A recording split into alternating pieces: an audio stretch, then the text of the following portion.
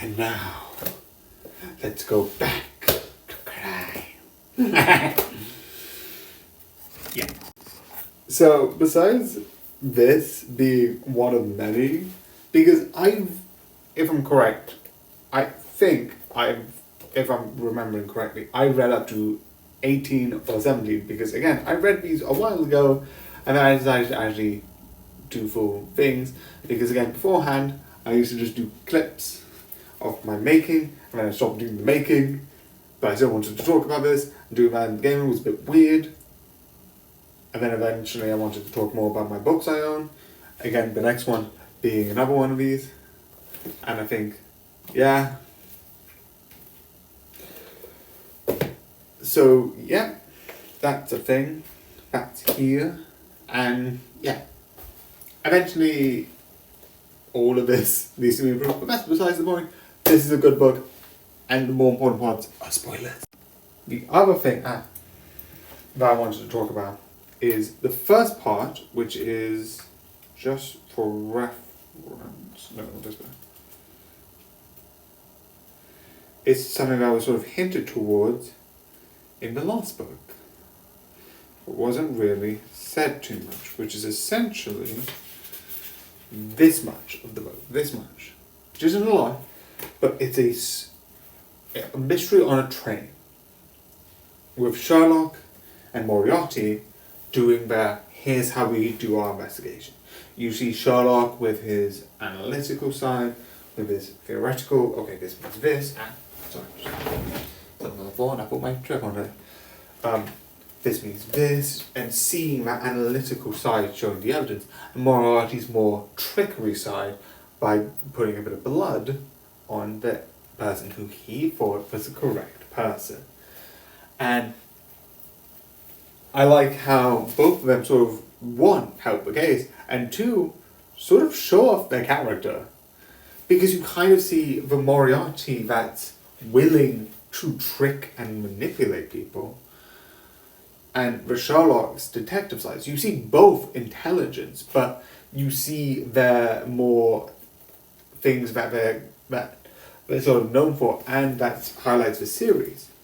Moriarty, even in this one, is a tricky person with certain characteristics to not manipulative. You even get why in this series of books and in the TV show why he's doing what he's doing, and I fully get it.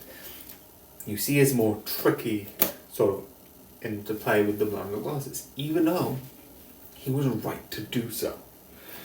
But the rest of it involves something fun. And I am going to put this out because I do have this here, but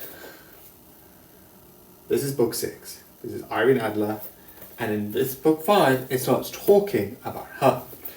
Now, I don't know about much in the grander scheme of it, but I've seen 3 interpretations of Sherlock. One being the BBC, which I don't know how much she's in there a bit, but I don't know by how much. Then you have the 2 films that was done by Robbie Downey Jr., which is my thing, where Irene Adler dies in the second one, pretty early on. And she is a pretty major figure in the Elements series, but that's mostly because she's Moriarty in the thing, which is clever. It's like Irene Adler is Moriarty, so she's not being the character of Irene Adler. So I don't know how much she is as important as a character, but through this and through what it comes up later, which I'm not going to talk about in this book, because even in this they don't bring up that idea. But I do love the idea of her acting, because in this,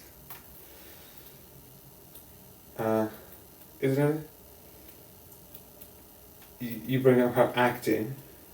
Oh, no, not the thing of it. You sort of bring up her acting. I think with what the plan that Sherlock and Holmes did, that sort of thing is interesting. And again, the scene that I was thinking of, I think is in book 6, where she does something interesting. But you also have, I think, another thing is her sort of having a side with both. Not to the point of acknowledgement. Because you get why she might be alongside sort of Sherlock. Because she's sort of helping him, he's sort of helping her with sort of the secret that the government's been hiding, which we don't figure out in this one, and I'm not going to say that because of that. But you sort of get why she might join Moriarty later on. Because of one girl who gets bullied, drops in the London River, and if this is set in Victorian England and you know much about history, that's not the cleanest thing to be in at this point in time. But I don't know if that's historically accurate. I mean, to this, I don't think I'm going to worry about how, I don't know when specifically in Victorian England, because this is roughly Victorian England, that'll take place in, so I don't know if that's before, because that was a huge problem, an actual thing. Because the sewer system went into the London water, meaning drinking water was legitimately not possible. There's tons of worse situations in nowadays environment, but this is just more important to this because getting thrown in that, if that was at that point, would have been horrible for all of the reasons you might imagine. But I don't think I bring that up, so I don't think that is the case. It's just something that I just think of to make it worse. But I do agree with her speech of like, yeah, sometimes you do have talent. Sometimes people who are less well off, who aren't, again, with this thing doing it, lords and ladies, sometimes they do have talent. And that, I think, shows maybe she might join the Moriartys. But yeah, this is really good. And again, it's getting into something.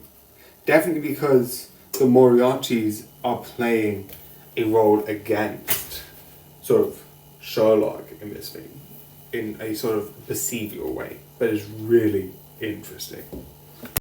Again, we got update here for this one. I love to call these an update. They're not me updating, it's just me saying what the people of here have said, the audience opinions. But yeah, there you go. And from going to this one, which will still be pretty long, to a short one. Also, I think I had a little bit of a funny mishap.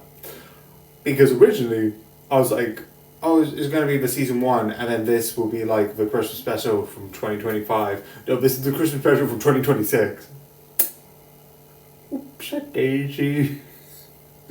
But yeah, that's funny. That's a bit stupid. I did figure it out a bit later. Because I then was like, oh no, I've already watched this. But I was like, oh yeah, and then this, and then, oh wait. So, that was stupid of me. But yeah. I almost forgot. I hope you enjoy, and good night.